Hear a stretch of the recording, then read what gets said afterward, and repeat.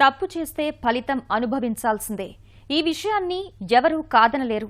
ఎలాంటి అభ్యంతరం లేదు. ఏ తప్పు చేయకుండా శిక్ష అనుభవించాల్సి వస్తే ఏం చేయాలి? ఎవరిని నిందించాలి? ఇలానే రోడ్డుపై వెళ్తున్నందుకే చిన్నారి రమ్య కుటుంబం విచ్ఛిన్నమైంది. అప్పటి వరకు చిరునవ్వులు చిందించిన కుటుంబ సభ్యుల్లో ప్రమాదం జరిగిన మరుక్షణం నుంచి కన్నీరే మిగిలింది. ఈ పాపం ఎవరిది? ఇందుకు బాధ్యులెవరు? మద్యం మత్తులో ప్రాణాలు తీసిన ఇంజనీరింగ్ విద్యార్థులే. ఇది కాదనలేని వాస్తవం. అయితే మైనర్లని చూడకుండా మద్యం పోసిన దుకాణం యజమానిని ఏం చేయాలి? 21 ఏళ్లలోపు యువత బార్లలో మత్తులో జోగుతున్నా పట్టించుకోని అధికారులు ఏం సమాధానం చెప్తారు?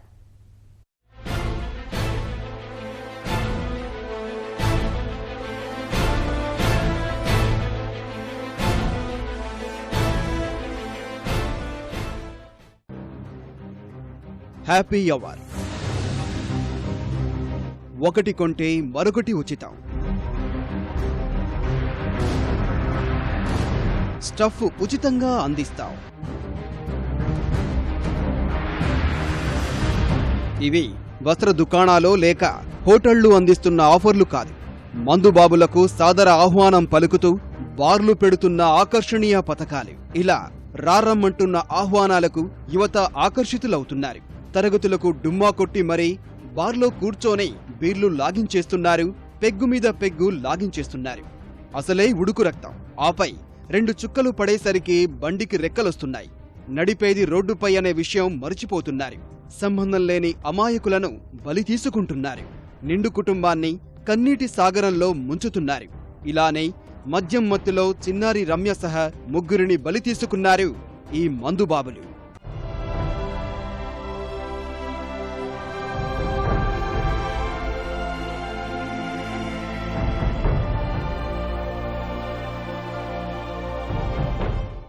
ఈ మరణాలకు బాధ్యులెవరు అంటే బండితో ఢీకొట్టిన ఇంజనీరింగ్ విద్యార్థులే ఇందుకు కారకులు అనేది కాదనలేని విషయం. కానీ మైనర్లకు మద్యం అమ్మకూడదనే నిబంధనలు ఉన్న దుకాణ యజమానులు ఈ విద్యార్థులకు మద్యం ఎలా పోశారు? మేజర్లు, మైనర్లు అనే తేడా లేకుండా మద్యం విక్రయాలు జరుగుతున్నా చర్యలు తీసుకోకుండా అధికారులు ఏం చేస్తున్నారు? చదువుకోవాల్సిన వయస్సులో మద్యం మత్తులో బైక్లు, కార్లతో షికార్లు చేస్తుంటే తల్లిదండ్రులు ఎక్కడికి వెళ్లారు? ఈ మారణకాండతో వీరెవరికీ సంబంధం లేదా?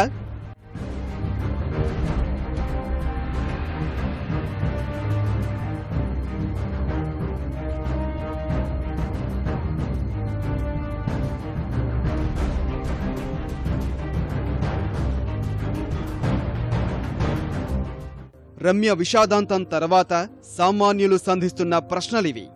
కాగితాలకే పరిమితమైన నిబంధనలతో మద్యం ఏరులై ప్రవహిస్తోంది.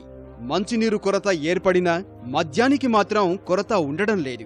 ఉదయం 11 గంటల నుంచి రాత్రి 11 గంటల మధ్య మాత్రమే దుకాణాలు తెరవాల్సి ఉన్నా ఎక్కడ పడితే అక్కడ ఏ సమయంలోనైనా మందు దొరుకుతుంది. దుకాణాల్లో మద్యం బాటిళ్లు మాత్రమే విక్రయించాలి. విడిగా అమ్మకాలు చేయరాదు.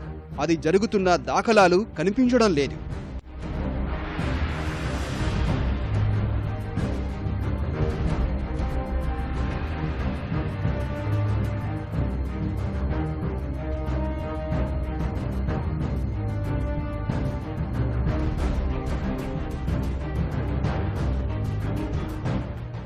ఇలా ఆదాయ వనరుగా మారిపోయిన మద్యంలో కలిసిపోయిన నిబంధనలతో మైనర్లు తాగుబోతులుగా మారిపోతున్నారు.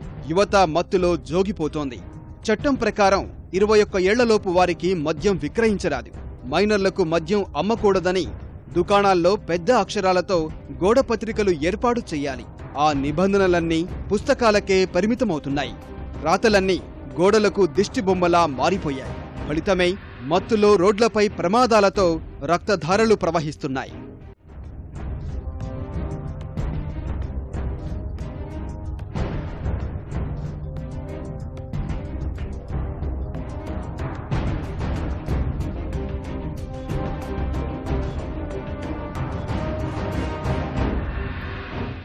పట్టించుకోని అధికారులు యజమానుల లాభాపేక్షతో బార్లలోకి, పబ్బుల్లోకి మైనర్లు యథేచ్ఛగా ప్రవేశిస్తున్నారు.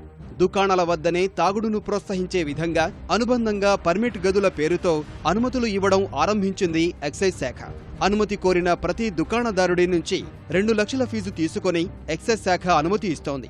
కొందరు లైసెన్సులు అనుమతి లేకుండానే విడి మద్యం విక్రయాలు కొనసాగిస్తున్నా చర్యలు తీసుకోవాల్సిన ఆబ్కారీ శాఖ లైసెన్సు ఫీజుకు అదనంగా 2 లక్షలు వసూలు చేసి ఊరుకుంటోంది. ఇలా చేయడం విడి విక్రయాలు మరింత ప్రోత్సహించినట్లవుతోంది. హైదరాబాద్, రంగారెడ్డి జిల్లాల్లో దాదాపు 400 మద్యం దుకాణాలు, 522 బార్లు, పబ్లు, రిసార్ట్లు ఉన్నాయి. రోజు మందుబాబులు 24,000 కాటన్ల మద్యం, 42,000 కాటన్ల బీరు మంచినీళ్లలా తాగేస్తున్నారు. 14 నుంచి 16 కోట్ల మేర మత్తు కోసమే ఖర్చు చేస్తున్నారు. నెలలో 7 లక్షల కాటన్లు మద్యం, 13 లక్షల కాటన్ల బీరు తాగేస్తున్నారు. 410 నుంచి 450 కోట్ల మేర వ్యయం చేస్తున్నారు.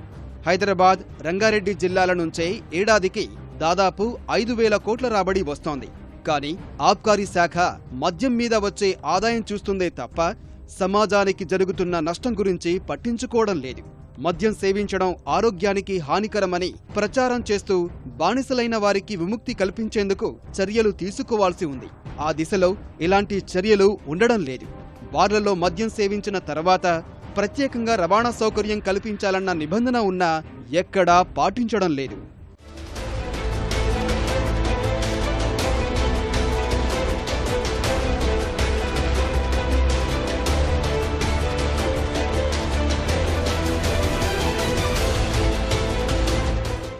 అది ఒక ప్రొవిజన్ ఉంది, 36 ప్రొవిజన్ ఉంది అండర్ ది ఎక్సైజ్ యాక్ట్. దాని మీద బార్ ఓనర్కి కూడా రెస్పాన్సిబిలిటీ ఉంది. చాలామంది బార్ ఓనర్స్కి ఫైన్ కూడా చేయటం జరిగింది. ఎక్సైజ్ సూపరింటెండెంట్ గారు చెప్పారు, అది ఆల్మోస్ట్ 1 lakh వరకు ఫైన్ ఉంది. కొంతమందికి ఫైన్ కూడా పెట్టేశారు. ప్రతి ఏడాది మద్యం సేవించే వారి సంఖ్య 10 నుంచి 12% పెరుగుతున్నట్లు ఆబ్కారీ శాఖ అంచనా. అందులోనూ 16 నుంచి 25 ఏళ్లలోపు వయసు వారే ఎక్కువగా ఉంటున్నారు. కొత్తగా పుట్టుకొస్తున్న మందుబాబుల్లో యువతే ఉండడం తీవ్ర ఆందోళన కలిగిస్తోంది. 10వ తరగతి పూర్తయిన వెంటనే ఎక్కువ మంది యువత ఏదో ఒక మత్తుకు అలవాటు పడుతున్నట్లు అర్థమవుతోంది. తెలంగాణ రాష్ట్ర వ్యాప్తంగా ఏడాదికి 21,000కు పైగా రహదారి ప్రమాదాలు సంభవిస్తూ దేశంలో 10వ స్థానంలో ఉండగా 7,000కు పైగా మృతి చెందుతున్నారు. 23,000 మంది క్షతగాత్రులవుతున్నారు. హైదరాబాద్ నగరంలో తీసుకుంటే 425 నుంచి 450 వరకు రోడ్డు ప్రమాదాలు సంభవిస్తూ దాదాపు 430 మంది దుర్మరణం చెందుతున్నారు. మరో 2,500 మంది క్షతగాత్రులవుతున్నారు. ఈ ప్రమాదాలు అత్యధికం మత్తులో జరుగుతున్నట్లు అధ్యయనాలు చెబుతున్నాయి. ఆంధ్రప్రదేశ్లోనూ మద్యం మత్తు ప్రాణాలు తీసేస్తోంది.